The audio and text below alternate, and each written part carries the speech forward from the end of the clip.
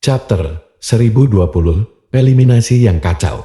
Setelah kata-kata Lee Junzi terdengar, suasana di arena tiba-tiba menjadi tegang. 53 tatapan saling menyapu. Mata mereka dipenuhi dengan kewaspadaan terhadap pihak lain. Dalam situasi kacau seperti ini, yang perlu dilakukan hanyalah menjaga pertahanan diri terus-menerus agar tidak jatuh sampai mendapatkan kemenangan. Namun, pada saat yang sama, sebagian besar orang tahu bahwa seleksi ini sangat kejam dan brutal. Hanya 8 orang yang akan tersisa dari 53 orang. Dari 8 posisi teratas tersebut, 4 darinya telah ditempati oleh orang-orang dari 4 pavilion. Dengan kata lain, hanya 4 orang yang akan terpilih dari 49 orang lainnya yang bisa bertahan. 4 dari 49 orang bisa membayangkan pertempuran sengit seperti apa yang akan meletus sebagai hasil dari metode pengeliminasian semacam itu. Sementara suasana di arena sedang mencekam. Stadion di sekitarnya juga menjadi sunyi. Mata yang tak terhitung jumlahnya menatap ke arena tanpa berkedip. Orang-orang di dalam semuanya dianggap jenius teratas di antara generasi muda. Dengan hanya puluhan dari mereka, sebagian besar orang-orang ini memiliki kekuatan yang sangat mumpuni. Pertempuran yang meletus di antara orang-orang ini tentu saja akan menarik perhatian yang lainnya. Sejak Xiaoyan menemukan sosok Lin Yan, matanya tetap fokus padanya.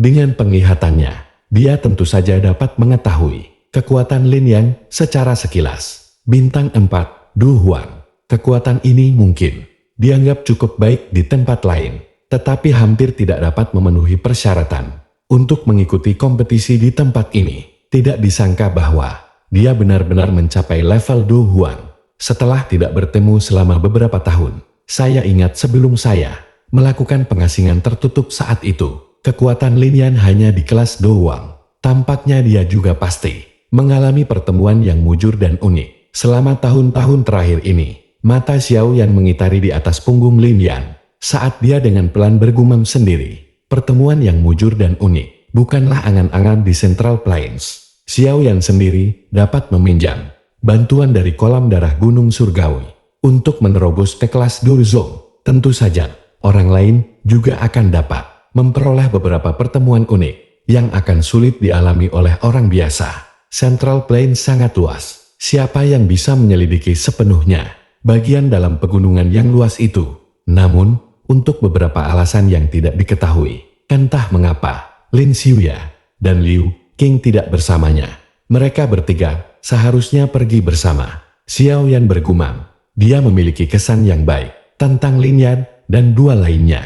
Selain itu, ketika dia dulu baru saja menerobos ke kelas Du Huang, Lin Yan dan 2 lainnya masih mengikutinya meskipun mengetahui bahwa dia memiliki musuh besar seperti sekte Mysticlo. Bantuan mereka ini adalah sesuatu yang Xiaoyan tidak akan dirinya lupakan. Namun, ketiga orang ini pergi masing-masing karena kebosanan. Setelah masalah sakti Mystical diselesaikan. Dengan demikian, Xiaoyan tidak memiliki kesempatan untuk membalas budi. Suasana di arena telah mencapai tingkat siaga tinggi. Sementara Xiaoyan bergumam sendiri memikirkan tentang temannya itu. Seorang peserta tidak tahan lagi untuk mulai menyerang. Dia memimpin menyerang dengan senjata di tangannya, menusuk seseorang yang tidak jauh darinya. Namun, orang-orang di dalam arena berada dalam kondisi yang sangat berhati-hati. Sosok orang ini ditemukan saat dia beringsut. Orang yang diserang segera meledakkan duki di tubuhnya dalam amarahnya. Segera, dia mengencangkan cengkeramannya pada senjata di tangannya dan menyerang orang yang melancarkan serangan diam-diam. Dengan 2 pukulan yang saling menyerang, suasana tegang di arena langsung meletup. Gelombang doki yang kuat dan berwarna-warni saling bentrok dengan brutal. Setelah itu, seluruh arena menjadi kacau balau. Lebih dari 50 doki kelas Du Huang telah menyebar ke setiap sudut stadion. Tekanan energi yang kuat meresap ke dalam stadion, menyebabkan cukup banyak orang merasakan tekanan. Doki menyebar ke segala arah di arena saat kekacauan terus menyebar. Pada saat ini, hampir semua orang di samping mereka adalah lawan mereka. Karenanya, setiap orang bertindak seperti burung yang ketakutan. Selama seseorang masuk dalam jarak beberapa puluh kaki dari mereka, doki di dalam tubuh mereka secara otomatis akan melepaskan serangan sengit pada orang yang menerobos masuk ke wilayah mereka. Dalam eliminasi penuh kekacauan ini, wajar saja dalam situasi itu beberapa orang bergandengan tangan atau bekerja sama dengan orang lain merupakan hal yang lumrah. Pada saat ini, orang yang hanya sendiri bisa dianggap kalau orang itu tidak beruntung. Dalam menghadapi serangan gabungan oleh beberapa orang pada level yang sama, orang itu akan dikalahkan dengan cepat dalam waktu kurang dari 10 pertukaran. Kekacauan ini seperti semacam stimulasi. Melihat pertempuran kacau di arena yang menyebabkan setiap orang tersentak, stadion di sekitarnya meledak menjadi sorak-sorai yang menggugah jiwa. Cukup banyak wajah orang-orang yang beringas penuh emosional. Saking bersemangatnya hingga terbawa suasana. Seolah-olah mereka sepertinya berharap menjadi salah satu yang hadir di arena. Gelombang suara yang memekakkan telinga menyebabkan Xiao Yan merasa tidak berdaya. Sebuah pikiran melintas di benaknya, dan dengan dokinya, ia menutupi kedua telinganya, benar-benar mengisolasi dia dari kebisingan. Tatapannya, di sisi lain, tetap fokus pada babak eliminasi yang kacau. Pada saat ini, arena telah menjadi kacau balau. Suara jelas dari benturan doki dan pedang yang bentrok bergema. Dalam situasi kacau ini, ada sejumlah orang yang terus-menerus muntah darah dan mundur. Meskipun orang yang bersangkutan adalah individu yang kuat, tempat ini terlalu kacau. Jika seseorang berhasil mempertahankan bagian depannya, mereka tidak dapat mempertahankan punggungnya. Musuh ada di sekitar mereka. Jika seseorang gegabah, akan ada pukulan fatal menuju ke arahnya. Pedang tidak memiliki mata dalam kompetisi seperti itu. Terluka adalah masalah yang sering terjadi. Jika seseorang meneriakkan, "Saya mengaku kalah," sebelum menderita pukulan fatal, tentu saja tidak akan ada gerakan mematikan lawan yang diluncurkan. Karena sesuai peraturan, lawan sudah tidak melawan. Kekacauan berlanjut selama kurang dari 10 menit. Tetapi ada lebih dari selusin pesaing yang terluka parah, yang tidak punya pilihan selain meninggalkan arena. Lagi pula, jika mereka terus bertarung, kemungkinan tidak akan lagi mengherankan jika mereka cedera serius atau bisa saja mampus. Kekacauan di medan pertempuran juga agak melebihi ekspektasi Xiao Yan. Awalnya, dia mengira bahwa kompetisi besar semacam ini akan memilih metode eliminasi umum 1 lawan 1. Tanpa diduga, mereka dipaksa melakukan eliminasi gado-gado seperti ini. Karenanya, tidak hanya seseorang akan membutuhkan kemampuan, tetapi seseorang juga membutuhkan sejumlah keberuntungan. Lagi pula, bahkan seorang jagoan akan jatuh setelah kalah jumlah. Bahkan jika seseorang adalah seorang ahli di puncak kelas Du Huan, akibat dari ketidakberuntungan dirinya. Jika dia diserang oleh lebih dari selusin Du Huan secara serentak, kemungkinan besar nasibnya akan sangat menyedihkan. Tentu saja, orang yang benar-benar melebihi ekspektasi Xiao Yan adalah Lin Yan. Kekuatannya hanya bisa dianggap menengah di tempat ini. Namun, dia tidak tersingkir meski sudah lewat 10 menit. Xiao Yan pun berhasil mencari tahu beberapa sebabnya setelah mengamatinya dengan cermat. Kelincahan Lin Yan ini tampaknya sangat misterius. Tapi itu terlalu jelek. Xiao Yan tenggelam dalam pikirannya saat dia menyaksikan ketangkasan Lin Yan yang tampak sangat jelek sampai menjadi canggung. Di permukaan, itu seperti bebek yang bergoyang ke kanan dan ke kiri. Namun, di bawah penglihatan Xiao Yan, dia bisa menyimpulkan bahwa kelincahan teknik Du ini pasti tidak biasa. Kedalamannya tidak kalah dengan gerakan 3000 petir. Orang ini benar-benar memiliki pertemuan unik selama tahun-tahun ini. Xiao Yan tersenyum. Dia yakin bahwa teknik ketangkasan yang jelek dan canggung ini adalah sesuatu yang tidak pernah dilakukan Lin Yan di masa lalu. Jelas, itu harusnya sesuatu yang dia peroleh selama tahun-tahun pelatihan ini. Xiao Yan menghela nafas lega saat melihat Lin Yan mampu bertahan. Terlepas dari situasinya, dia dan Lin Yan memiliki hubungan yang cukup baik. Wajar jika dia merasa senang melihat dia meraih prestasi hari ini. Mata Xiao Yan beralih dari Lin Yan dan perlahan menyapu arena. Segera, dia memicingkan matanya. Arena saat ini mungkin sangat kacau, tapi masih ada 4 lingkaran kecil yang aman. Pemilik 4 lingkaran kecil ini adalah Feng Qing'er, Mu Qingluan, Tang Ying, dan Wang Chen.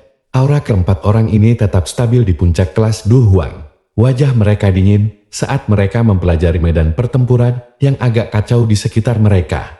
Siapapun yang berani masuk ke wilayahnya akan langsung menerima serangan yang ganas. Kekuatan mereka berempat bisa dianggap yang terbaik di tempat ini. Meskipun ada beberapa orang lain yang tampil cukup baik di arena, mereka jelas tidak berani secara sembarangan melakukan kontak dengan keempatnya.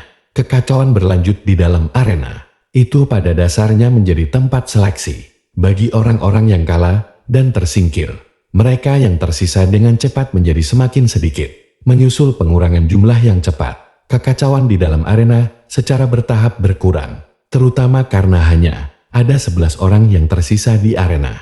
Arena yang kacau segera menjadi sangat sunyi. 11 orang tersebar di semua tempat. Saat mereka terengah-engah, mereka juga mengawasi satu sama lain dengan hati-hati. Xiao yang tersenyum cerah saat matanya menyapu arena dan menemukan bahwa Lin Yan ada di antara mereka. Namun, orang terlemah di dalam arena juga adalah dia. Selain Feng Qing'er dan 3 lainnya, sebagian besar yang tersisa adalah ahli Do Huang di tingkat 7 atau 8 bintang. Tentu saja, alasan dia bisa bertahan sampai sekarang terutama karena kelincahan teknik Do-nya yang unik. Karena keunikannya, tentu saja lebih mudah bagi Lin Yan menjadi target perhatian pesaing lain. Ini adalah pertama kalinya dalam begitu banyak pertemuan besar 4 pavilion, di mana ada seseorang mampu bertahan sampai sekarang, hanya dengan mengandalkan kekuatan bintang 4 Do Huang. Tentu saja, keberuntungan seperti itu secara alami tidak akan terus menemani Lin Yan.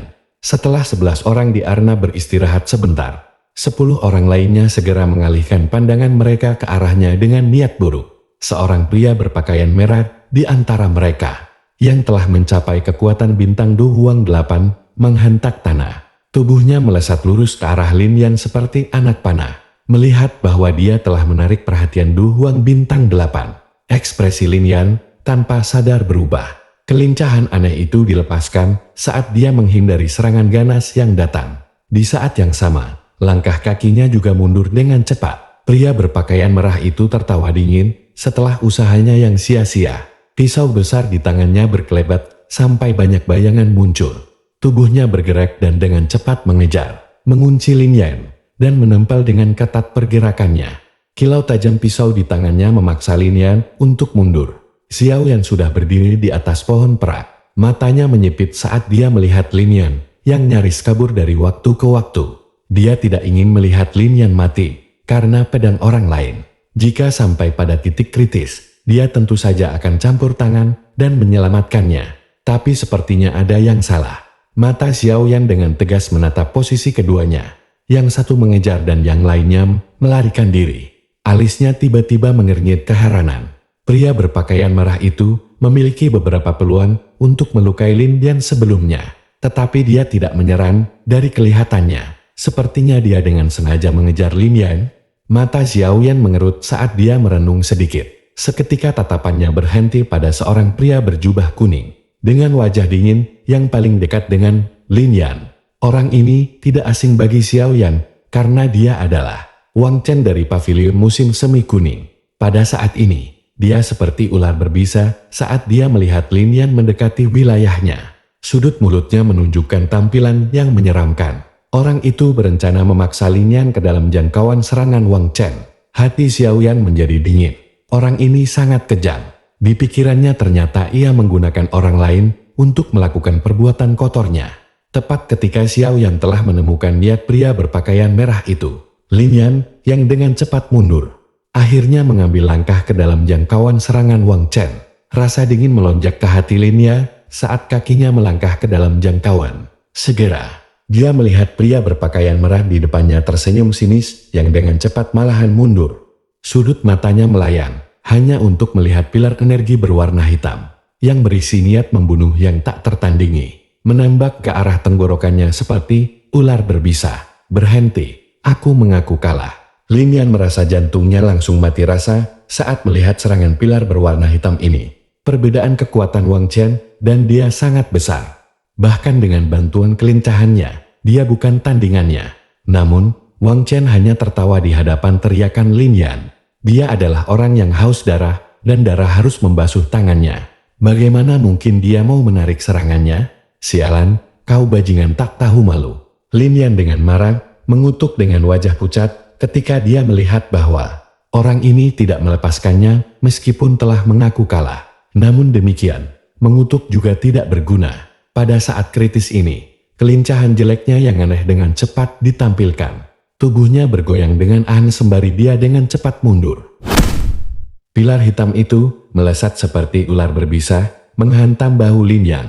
Oh, Lin Yan segera memuntahkan seteguk darah segar setelah menderita pukulan berat ini. Tubuhnya bergesekan di tanah, membentuk bekas seret yang panjangnya puluhan meter.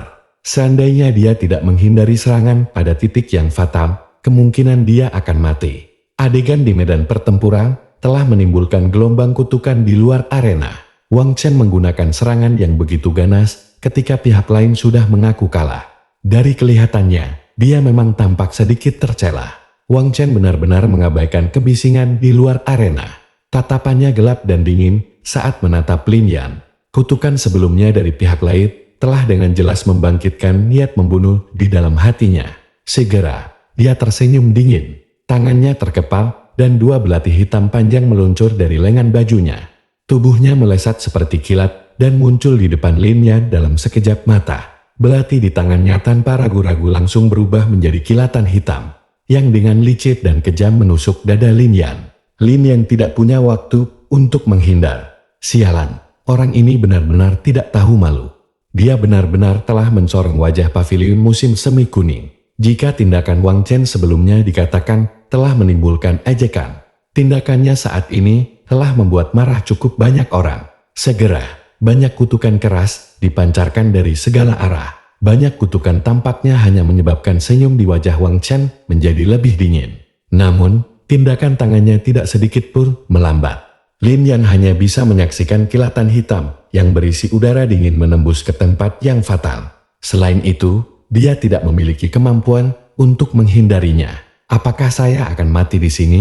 Gumaman lembut terdengar di hati Lin Yan, tepat ketika dia siap untuk menutup matanya dan menunggu kematiannya. Kekuatan isap tiba-tiba melonjak dari belakangnya. Tubuhnya juga tanpa sadar ditarik ke belakang. Segera, dia merasakan tangan hangat menepuk pundaknya.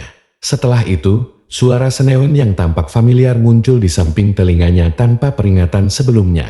Kamu, apa tidak ada kerjaan lain untuk dilakukan selain datang ke sini dan berpartisipasi? Bersambung ke chapter 1021, muncul di arena.